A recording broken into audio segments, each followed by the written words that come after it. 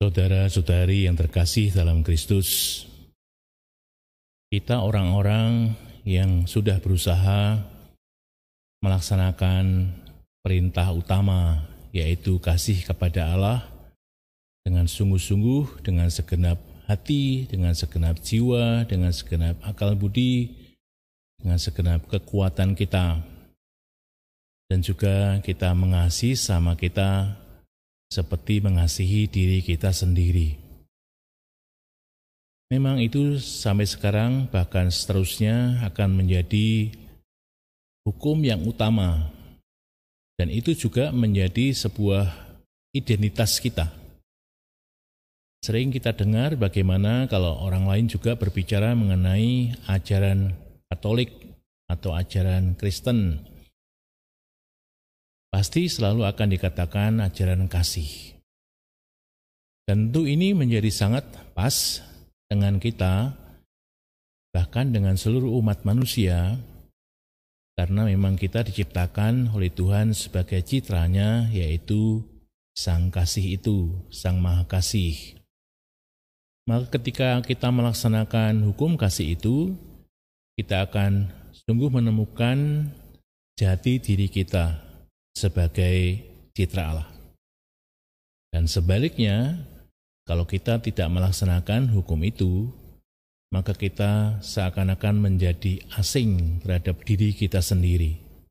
Meskipun itu menyenangkan diri, tapi menjadi asing dengan diri kita sendiri. Karena sebenarnya kita diciptakan untuk mengasihi. Maka perintah utama ini bukan sebuah perintah yang asing yang kemudian membuat kita menjadi terpaksa mengasihi. Karena itu menjadi ciri kita dan identitas kita sebagai ciptaan Tuhan, maka mengasihi itu sebenarnya menjadi sesuatu yang keluar dari diri kita sendiri, dan kalau kita ikuti, disitulah kita menemukan kebahagiaan yang sejati.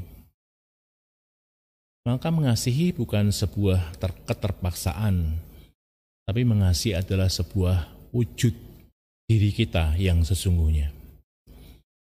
Maka kalau Paulus mewartakan bahwa saya mewartakan Kristus yang menjadi juru selamat, apalagi kita sebagai orang yang percaya kepada Kristus, maka kita mengasihinya adalah mengasihi karena Tuhan sudah mengasihi kita. Melalui Tuhan kita Yesus Kristus yang memberikan diri kita,